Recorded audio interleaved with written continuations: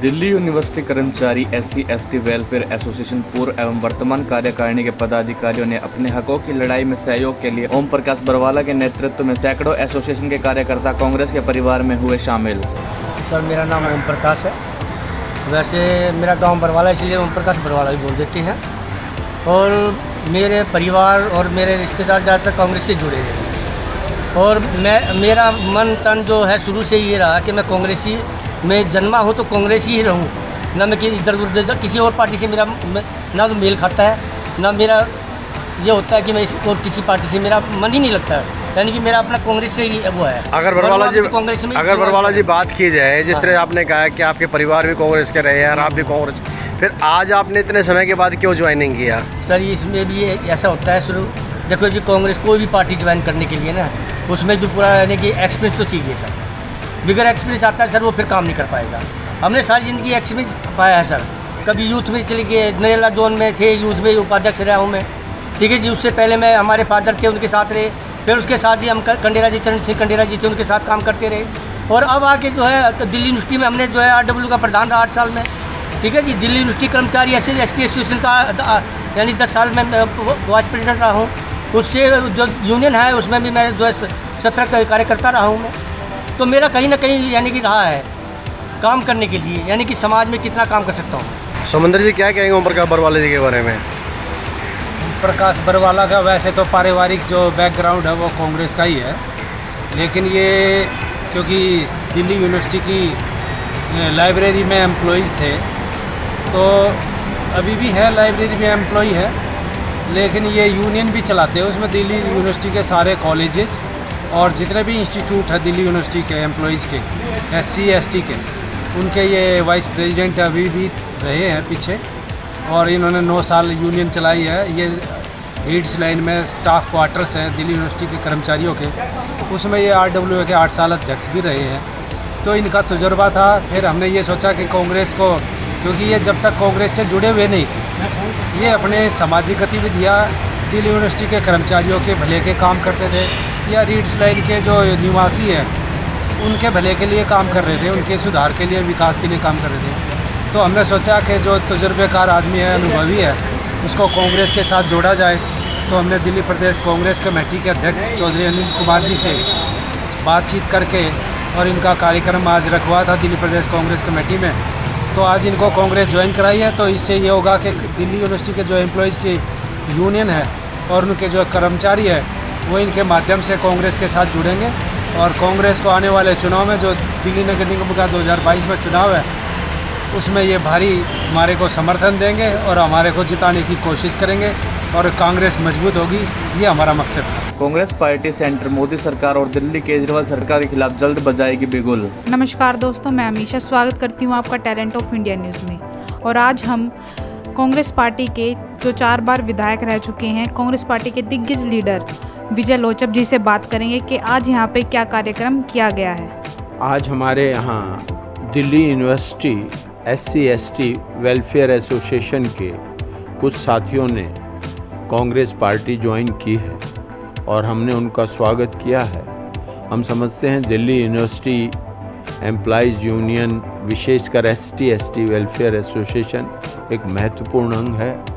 और कल जो हमारी दिल्ली प्रदेश कांग्रेस कमेटी की तरफ से संसद का घेराव इसी मुद्दे पर हो रहा है, ST/SC की जो एक कन्या थी उसके साथ जो बलात्कार करके उसकी जघन्य हत्या कर दी गई और जलाया गया, तो उसी के उसमें हम संसद मार्ग पे, तो आज जिस वेलफेयर एसोसिएशन ने किया है, ये एम्प्लॉइज़ अकेले एम्प्लॉइज़ नहीं हैं, इनके परिवार और उनके साथी हैं। तो ये केवल इस कल के संघर्ष के लिए नहीं है, लेकिन हमें SC/ST वेलफेयर एसोसिएशन से हमारे आने वाले समय में कांग्रेस संगठन मजबूत होगा। और हम उम्मीद करते हैं कि हमारी कांग्रेस पार्टी भी इनके साथ, इनकी जो यूनिवर्सिटी की समस्याएं हैं उनको हम उठाएंगे और इनकी जो समस्याएं हमसे सॉल्व हो सकती हैं उसको करेंगे। जी, क्या कारण रहा है कि शीला जी के बाद दिल्ली के अंदर कांग्रेस की रीढ़ कमज़ोर होती चली गई, वो उभर नहीं पाई?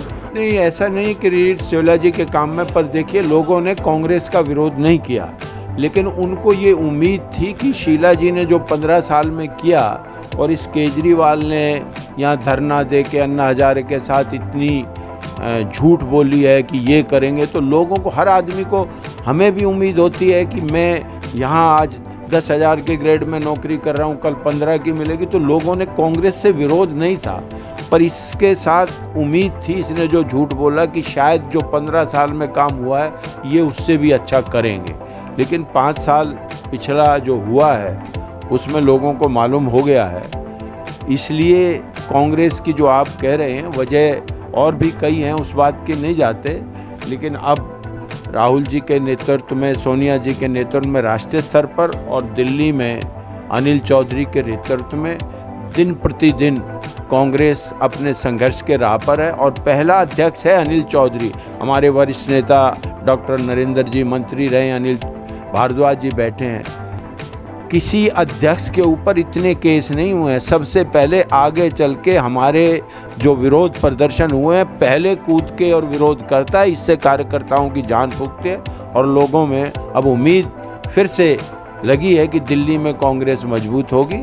जो आपने कहा, आप एक पत्रकार की हैसियत से कह रहे हैं, आपको लगा कि हम क्योंकि सीट के दृष्टि से ना MP है ना MLA हैं, लेकिन ज़रूरी नहीं है कि हर बार MLA और MP रहने से कांग्रेस पार्टी कमज़ोर हो रही है। अगर हम इतने साल जीते हैं तो कई बार ये कह देते हैं कि हम जीते हैं, तो हम भी तो 57 साल 75 साल में 57 साल राज किया है, तो फिर हमने काम किया, तो हमारे तो काम पर आवाज़ ही नहीं उठानी चाहिए इनको। तो इसलिए बात की जाए कि जिस तरह से दिल्ली के अंदर भ्रष्टाचार बढ़ता हुआ जा रहा है, जिस तरह से कांग्रेस का कहना है, तो क्या कारण है कि वो उसको घेर नहीं पा रही हैं? नहीं, देखिए, घेर नहीं पा रहे हैं ऐसा नहीं है। नहीं, ऐसा है कि हर आदमी, आप भी समझते हो, विपक्ष और पक्ष में हमारे लिए ये है कि यहाँ या तो दिल्ली का लेफ्टिनेंट गवर्नर है, वो बीजेपी के इशारे पर काम करता है, और नीचे केजरीवाल है, यहाँ दोनों की एक का मिली भगत है। तो लोग जो कांग्रेस की आवाज़ है वो तो आप जैसे चैनल, ये व्हाट्सएप, सोशल चला रहा है। जो बड़े पत्रकार, हम ये डॉक्टर साहब बैठे मंत्री, हम किसी को विज्ञापन दे नहीं सकते, वो हैं नहीं, तो हमारी बात को वो नहीं करते। ऐसी बात नहीं है, ज़मीन पर आके देखोगे तो कॉरपोरेशन के चुनाव में कांग्रेस बहुत बेहतर काम करने वाली है। तो चलिए अब बात करते हैं अनिल जी से, जो कि त्रिनगर में 3 बार विधायक रह चुके हैं।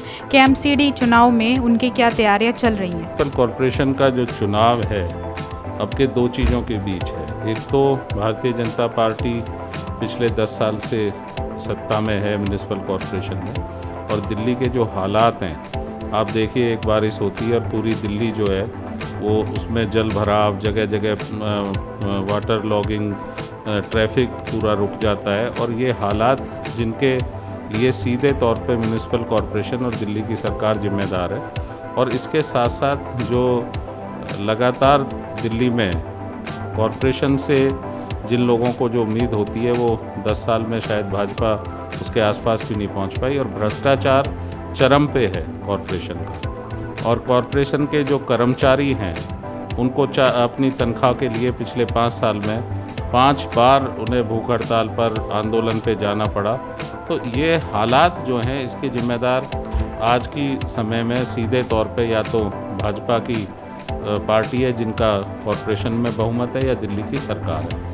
तो हम ये कहना चाहते हैं लोगों से, दिल्ली के महान जनता से, कि कांग्रेस का रास्ता उन्होंने जब भी देखा है, कांग्रेस का समय जब भी दिल्ली में कॉरपोरेशन में कांग्रेस की सत्ता रही है, हमेशा लोगों के साथ न्याय हुआ है। उनके गली मोहल्ले का रखरखाव हो, उनकी सड़कें हों, नाली हों, सीवर हों, जो कॉरपोरेशन के दायरे का काम है उसमें हमेशा उनको मदद की गई है। और भ्रष्टाचार का कोई काम कॉरपोरेशन में जब दिल्ली में कांग्रेस रही नहीं है। तो हम ये चाहते हैं एक स्वच्छ और पारदर्शी कॉरपोरेशन का लीडरशिप आए, जो दिल्ली की जनता को न्याय दे पाए, राहत दे पाए, दिल्ली की जनता की जो ज़रूरतें हैं कॉरपोरेशन से उनको पूरा कर पाए। इसमें ये फेल रहे हैं। बात की जाए, जिस टाइम शीला दीक्षित जी की सरकार थी दिल्ली के अंदर, उस समय में कभी कोई कॉरपोरेशन में किसी कर्मचारी की तनख्वाह नहीं रुकती थी।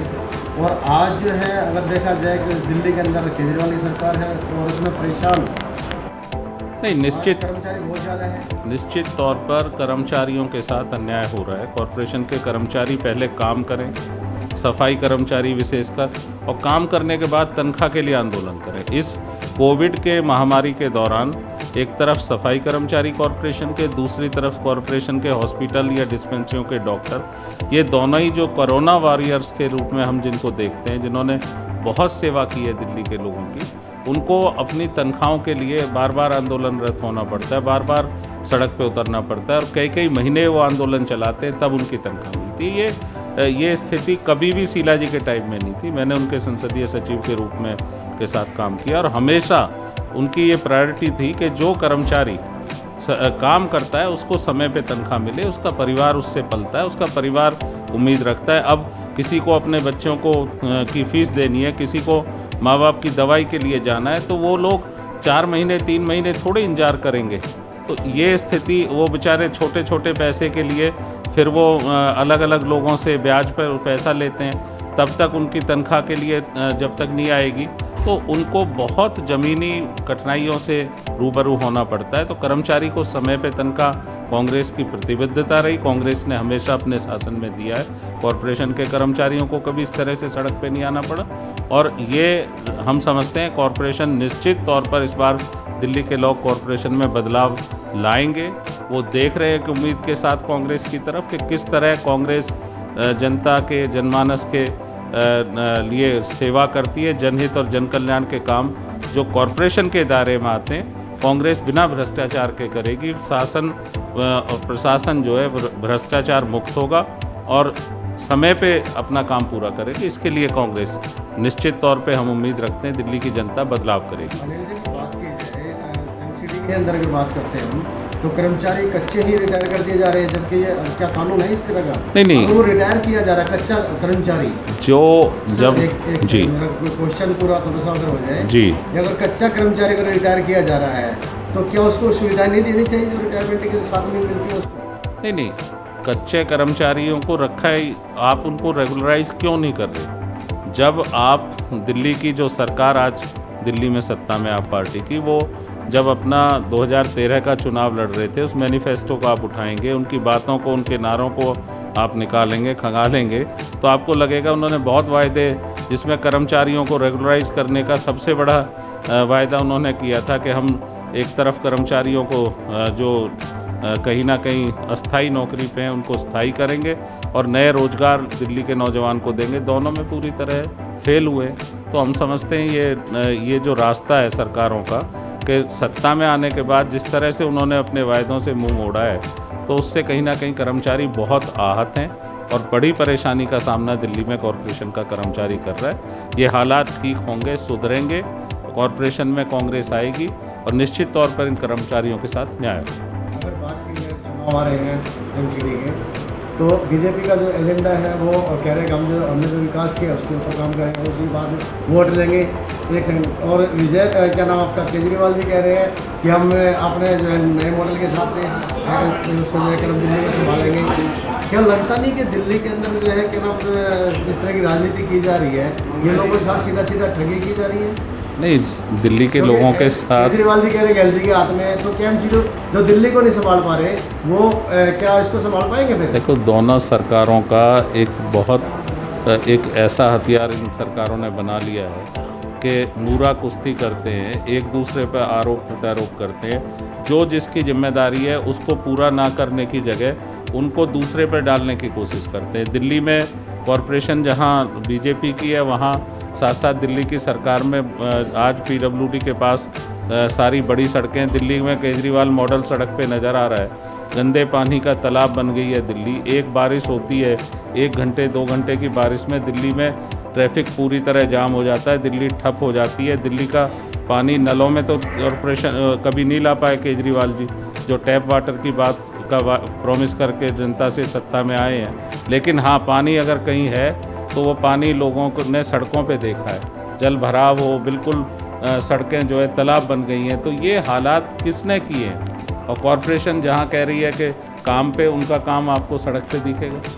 सैनिटेशन का काम बेसिक कॉरपोरेशन का है, उसको आप देख लीजिए कि सफाई कर्मचारी जब 3-3 महीने तनख्वाह के लिए हड़ताल पे जाएंगे तो दिल्ली के जो नरकीय हालात हुए, जो संक्रमण दिल्ली में फैला, उसकी जिम्मेदारी किसकी है? या तो कॉरपोरेशन की है जो सफाई नहीं कर पाए, या जो सड़कों का, गलियों का रखरखाव उनके पास था उसको ठीक से नहीं कर पाए, और जो बड़ी सड़कों की जिम्मेदारी अपना दिल्ली की सरकार पे थी, उनका भी आप निर्माण कार्य देख लो।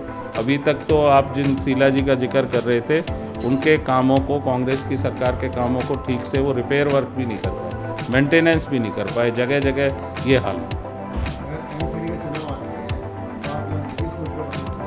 नहीं, हम तो बेसिकली जो कॉरपोरेशन में भ्रष्टाचार है जिस तरह का, जो जनता से वायदा खिलाफी हुई है, कॉरपोरेशन ने जो पिछले 10-15 साल में लोगों ने भुगता है, जिस तरह की सेवा देने की बात, अब केजरीवाल साहब ने भी सिटीजन चार्टर की बात की थी, लेकिन कहाँ है सिटीजन चार्टर, कहाँ है कॉरपोरेशन का? कॉरपोरेशन में आप जाइए, इतना भ्रष्टाचार कॉरपोरेशन में है। तो ये सब बहुत सारे मुद्दे हैं, उन पे कांग्रेस दिल्ली की जनता से उम्मीद रखेगी कि जनता इस बार बदलाव करेगी।